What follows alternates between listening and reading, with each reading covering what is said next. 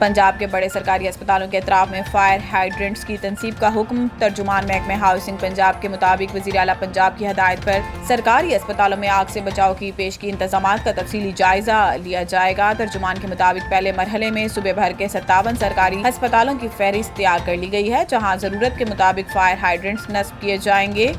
RHC, THQ, DHQ और दीगर बड़े सरकारी अस्पतालों के अतराफ फायर हाइड्रेंट इंफ्रास्ट्रक्चर बेहतर बनाया जाएगा। तमाम वासा एजेंसियों को अहम मकामात की निशानदही और फायर हाइड्रेंट्स की तनसीब का टास्क दे दिया गया है। बड़े सरकारी अस्पतालों के करीब पहले से मौजूद फायर हाइड्रेंट्स की दस्तयाबी और फालियत का भी फौरी जायजा लिया जाएगा।